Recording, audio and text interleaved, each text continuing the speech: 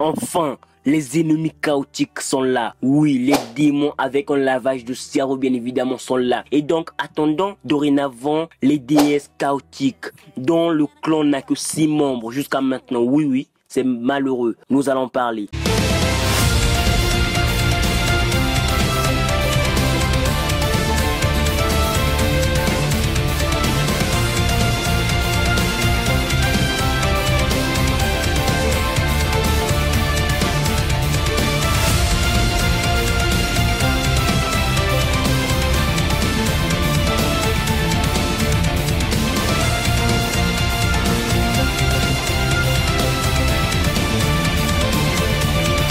Salut les bros, c'est Big Manga, j'espère que vous allez bien car ça va. Alors aujourd'hui nous nous retrouvons pour parler du chapitre 97 des 4 chevaliers de l'Apocalypse. Le Requiem sonne toujours, un chapitre très intéressant qui nous introduit de nouveaux personnages, qui nous montre les véritables intentions de l'eau et aussi qui nous montre peut-être la véritable identité des mini-Percy. Ne vous inquiétez pas, nous allons parler. Mais si vous voulez un minimum me donner du courage concernant les vidéos de la chaîne, explosez la barre des likes et dépassez vite les 1000 abonnés car ça fait un moment que je suis à 980, donc dépassez vite les 1000 abonnés car ça me ferait énormément plaisir. Partagez un max la vidéo et laissez un max de commentaires pour que YouTube réfère plus les vidéos de la chaîne. Ouais, et pour finir cette belle mélodie, non je dis des conneries, donnez une note sur 10 au chapitre comme à la vidéo, je compte sur vous. Donc le chapitre commence avec Lancelot et Gawain au-dessus de Walnac. Remarquons bien évidemment qu'avec la magie de brouillage, ils ne pouvaient pas sentir la présence des gens à l'intérieur. Nous avons Lancelot en mode féerique. Et selon moi, ce fait s'explique juste parce qu'il voulait voler. Sinon, dites-moi en commentaire si vous avez déjà vu Lancelot voler en forme humaine. Donc cette forme de fée lui est favorable pour le vol, mais passons. Alors nous sommes ramenés vers le duel l'eau-Tristan, avec un Tristan se faisant poutrer par l'eau encore et encore. Alors en voyant que la douleur était devenue trop grande, il activera son pouvoir angélique pour pouvoir guérir et pourra même couper ses fils adhésifs faits par l'eau. Il rappellera encore le but du festival des morts et dira que pendant la guerre sainte, il n'y a pas eu que le clan des humains, des fées, des déesses et des géants qui ont perdu des êtres chers, car il y a aussi eu le clan des démons. L'eau, en écoutant cela, s'empressera d'attaquer ce dernier, mais d'un coup sec, elle s'arrêtera. Nous avons une excellente case avec un Tristan avec ses 2 yeux, démon déesse, ce que j'ai particulièrement surkiffé. Mais l'eau n'abandonnera toujours pas. Et alors Tristan dégainera son autre arme et balancera une attaque juste surpuissante à cette dernière. Nous pouvons déjà noter que ces 2 armes représentent respectivement Maël et Estarossa. Voilà, c'est dit. Mais passons. Alors l'eau expliquera à Tristan qu'Arthur lui avait ordonné de lui tuer lui et les chevaliers prophétiques. Et l'avait menacé en la disant que si elle essayait de s'enfuir, il tuerait ses amis qu'il avait pris en otage. Et elle sera aussi tuée par les mains de ses mêmes compagnons. Nous avons une représentation de ces démons capturés. Et j'allais oublier de le dire, il leur avait lavé le cerveau. Nous allons parler. Et en fait, elle ne l'a pas dit à Tristan de peur d'être tué par leurs mains. Non, elle a voulu le dire car ses amis seront tôt ou tard tués par Arthur. Voilà pourquoi elle a voulu tester Tristan pour voir si elle représente vraiment une réelle menace pour Arthur, lui qui fait partie des 4 chevaliers de l'Apocalypse. Elle notera tout de même que Tristan était trop doux et gentil bien évidemment. Et parce qu'il a voulu savoir ce qu'elle ressentait, elle acceptera de tout lui confier. Nous avons Tristan médusé devant tous ses dires, mais il dira tout de même qu'il était lui-même à moitié démon et que la guerre sainte était finie, donc il est temps que toutes les autres races se réunissent pour combattre le chaos. Mais bon, elle retorquera que ses compagnons étaient compétents et que si elle quittait le village, elle n'allait pas être tuée seule par ses compagnons, mais ses compagnons prendraient aussi la tête de Tristan et ses amis. Mais bon, vous connaissez aussi le niveau des compagnons de Tristan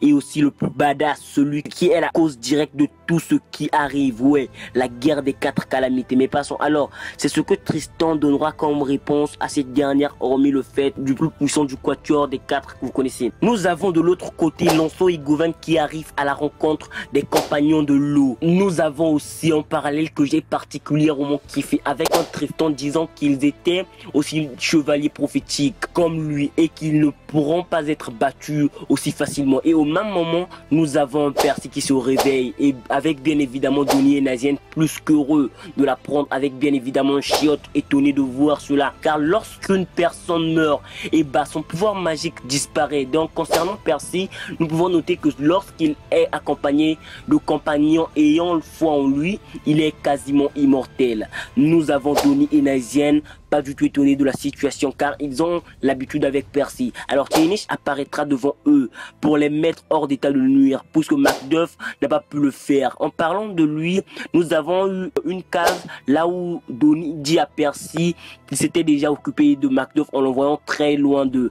Personnellement, j'attends de voir un Macduff contre Jade et Anne car Isolde est hors d'état de nuire. Et puisque Macduff serait peut-être aveugle, le truc noir de Jade ne fonctionnerait pas avec lui. Et nous l'aurons peut-être utilisant d'autres capacités et une âne utile, peut-être avec une évolution. C'est un jamais. Mais passons. Alors, nous avons Donnie et Chiotte ayant peur des insectes, Nazien remarquant qu'ils étaient toutes dangereuses, et Percy étant juste ébahi par ces créatures qu'il n'a jamais vues auparavant. Alors, Thénish ordonnera à ces créatures de les attaquer et nous avons peut-être une case qui nous ont dit long sur la véritable nature de la magie de Percy ou juste de Percy lui-même. Car ces créatures s'arrêteront net en arrivant devant Percy. Nous avons un Percy et tenons même l'une de ces créatures qui, si nous pouvons le voir, a peur en tremblant. Si on ne dit pas de conneries, nous allons parler. Alors Thénish s'étonnera de ne plus avoir le contrôle sur eux et sera juste vaincu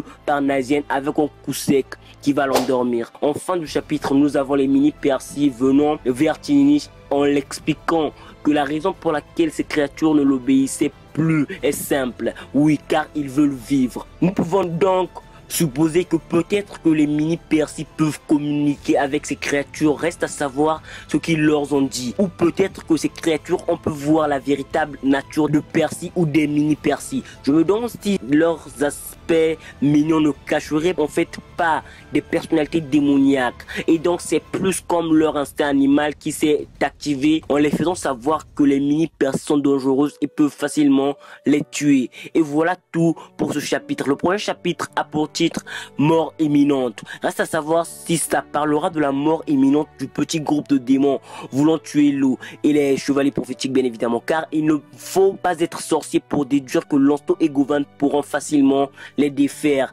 même si Lancelot a une énorme gêne concernant sa lecture du cœur et donc ne pourra pas prévoir les coups de leurs ennemis. Si je ne dis pas de conneries bien évidemment, mais peut-être que je me trompe, donc faites-le-moi savoir en commentaire. Pour ceux qui se demanderont si ces mini Percy sont intelligents, même si ce serait selon moi une question assez simple, et bah pendant l'arc lyonnaise, Percy prenait de mauvaises décisions et les mini lui le retenaient tout en lui expliquant pourquoi il n'était pas censé le faire. Ils peuvent maintenant évaluer le monde environnant et les gens bien mieux que Percy et ils prennent des décisions indépendamment de lui alors qu'il faisait attaque seulement dans une moindre mesure que Démon Tristan. L'un des mini s'est même précipité pour aller chercher Lancelot apparemment sans qu'on ne lui dise ou qu'on le lui demande. Selon moi, ce n'est pas étonnant qu'un Tristan sérieux n'ait pas eu beaucoup de mal avec l'eau. Il a pu vaincre des démons du niveau de commandement avec des capacités du chaos bien évidemment. Donc quelqu'un comme l'eau ne serait pas une menace pour lui. Il en va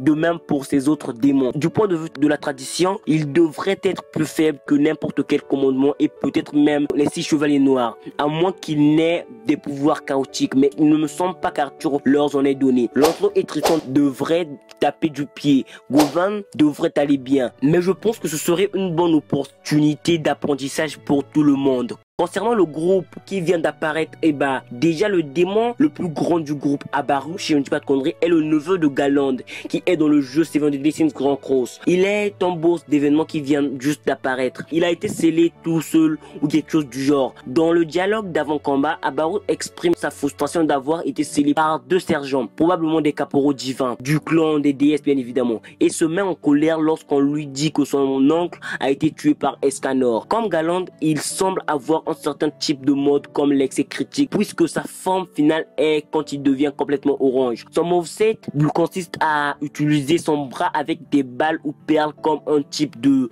fouet principalement. Ça serait donc intéressant d'en voir plus d'abord, ou pour ceux qui voudront commencer le jeu Grand Cross pour lui voir, et bah vous pouvez vous arrêter par là, car ce serait une perte de temps parce que ce n'est pas le genre de jeu axé sur l'histoire et vous n'attraperez probablement pas ces gardes dans le jeu d'aussitôt. Toutes les choses importantes sont à 100% sur le wiki. Donc pour des infos supplémentaires, rendez-vous vite sur le wiki et enlevez l'idée concernant le jeu si vous ne l'avez pas encore commencé de vos têtes. Personnellement, j'aimerais que Nakaba demande à Arthur de laver le cerveau de certaines déesses à la place et de développer réellement la race qui ne compte que 6 personnes à ce stade, ce qui est juste trop tragique. Cependant, je pense que le clan des déesses pourrait être mieux servi en introduisant plus de puissance légitime comme Ludociel, Sariel, Tarmiel ou Nerobasta, plutôt que des ouvriers de niveau intermédiaire. Bien que Nakaba lui-même ait confirmé que les archanges devaient renaître par leur grâce, ce serait selon moi trop pratique.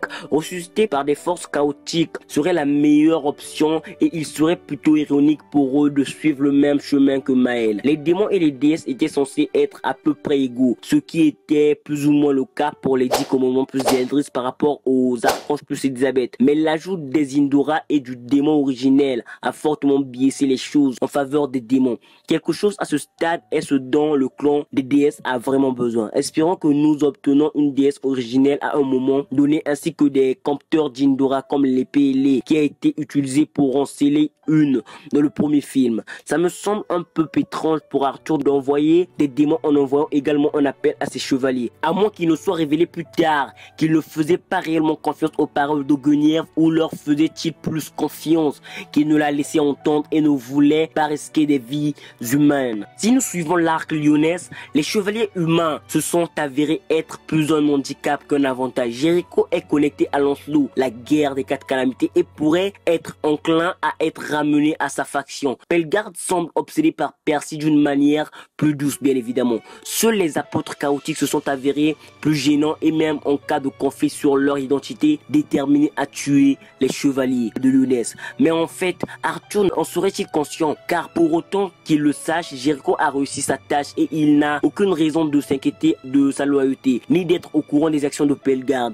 De plus, la dernière fois que nous l'avons vu, Arthur lui-même ordonnait à ses chevaliers de les poursuivre. Donc, quelque chose de clé a dû se produire peu de temps après pour lui faire changer de plan, puisque l'eau était déjà là avant leur arrivée en fonction de la façon dont Lancelot agissait.